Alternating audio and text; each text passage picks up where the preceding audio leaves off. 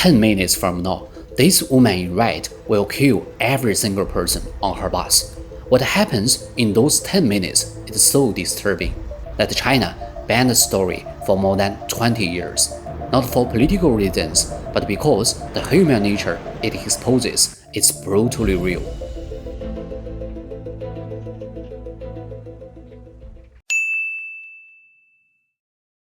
Early in the morning, a bus creeps along an empty road on the outskirts of Beijing, bus 44.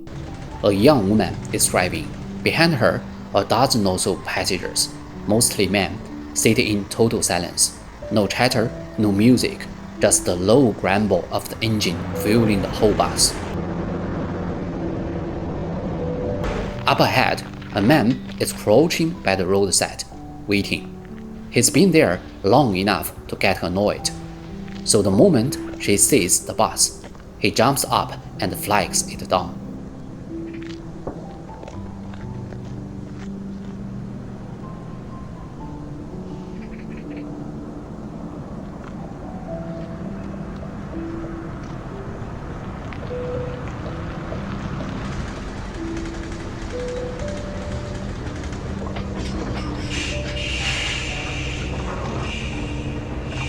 The driver pulls over. He steps on. 谢了啊，我在这都等了2个小时了。没事儿。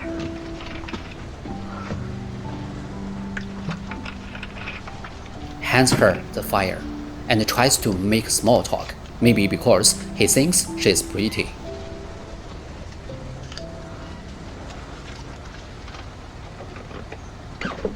我能抽根烟吗？你抽你的。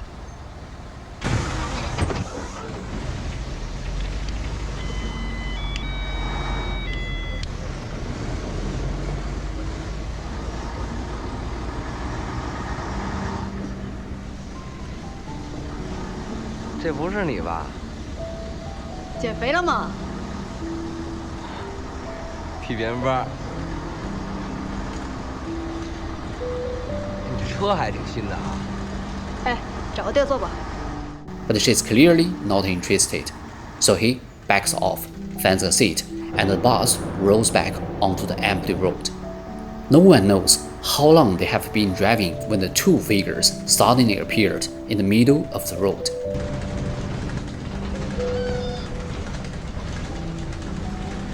One is stumbled over, holding his stomach.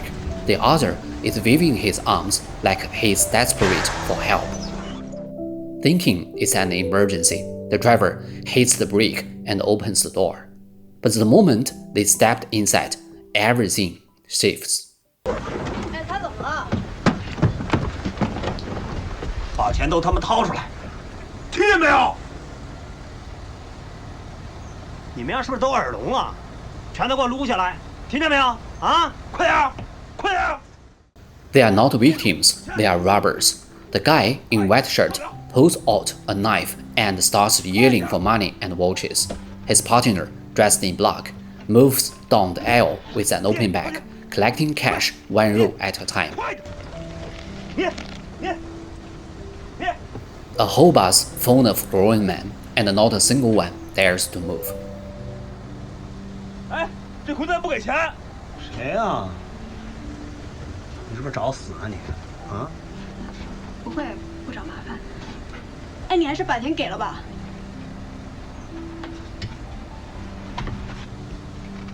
When passenger refuses, the white shirt grabs him by the hair and cracks him twice in the face. 还有谁找麻烦啊？我就把谁给办！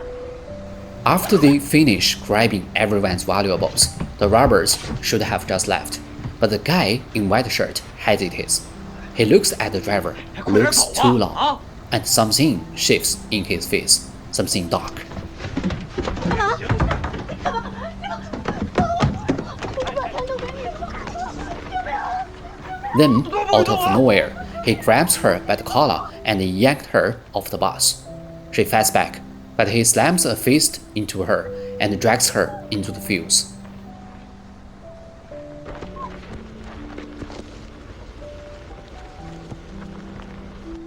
Inside the bus, the guy who flagged it down earlier finally stood up. He wants to help, but he is scared too, so she checks the faces around him. A dozen men, not one even moves. How can all of you just stay there? 怎么都坐着呀？ A middle-aged man actually starts to get up, until his wife yanks him back down. To her, a stranger's life isn't worth her husband getting hurt. And that's the thing. Sometimes the strongest no doesn't come from the guy holding the knife. It comes from the person sitting right beside you, quietly dragging you back into the safety and silence. Realizing no one is coming, the young man takes a breath and steps off the bus alone. And the second he's gone, every single passenger suddenly stands up, not to help him, but to get a better view from the window. Not heroes, just spectators. He ran straight into the fields, but he never stood a chance.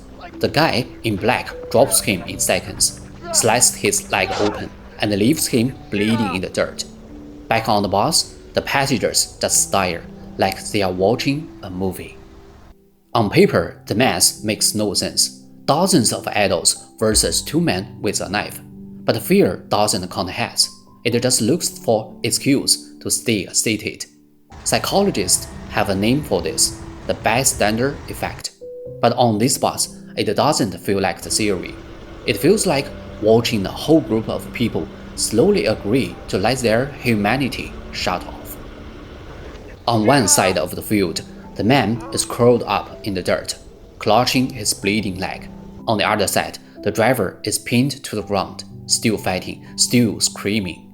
Her cries, his groans, the engine idling in the background. It all blends into one awful sound. And inside the bus, not a single person moves. Eventually, the man in white zips up his pants and takes off running. The driver drags herself back toward the bus, hair messy, face bruised, clothes ripped. She steps inside and looks at them, dozens of men, not one word, not one hand raised, not one pair of eyes brave enough to look at her.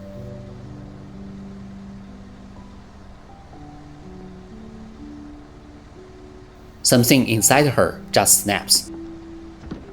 She climbs into the driver's seat and breaks down. Not the loud kind of crying, but the quiet, empty, completely defeated kind.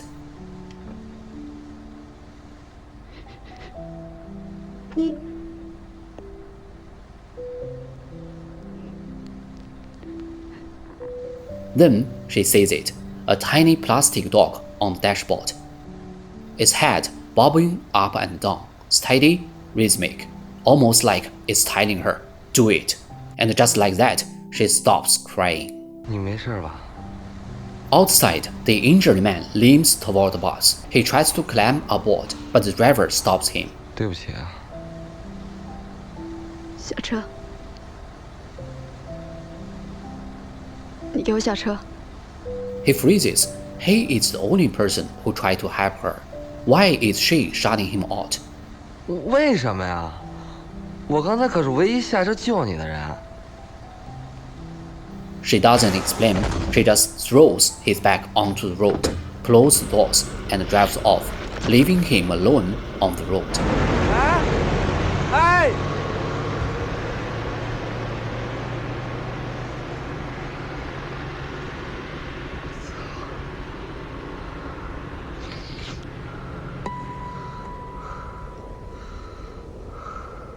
He hops forward until he flags down a passing jeep. Not far ahead, a police car speeds by with its sirens on. Something is wrong. He can feel it.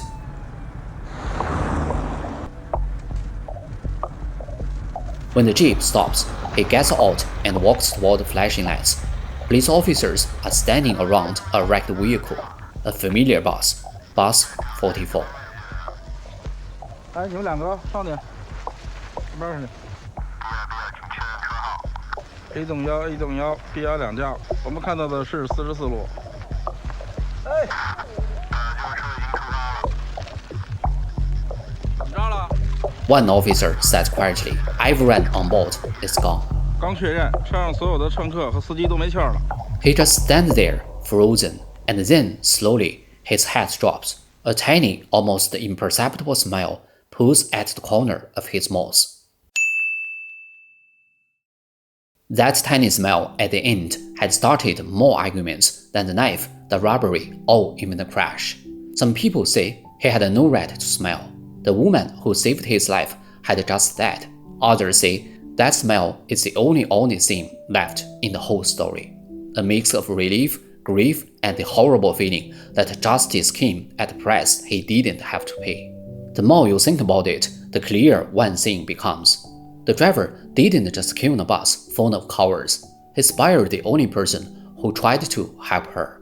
Kicking him off the bus was her last act of judgment, and maybe her last act of kindness.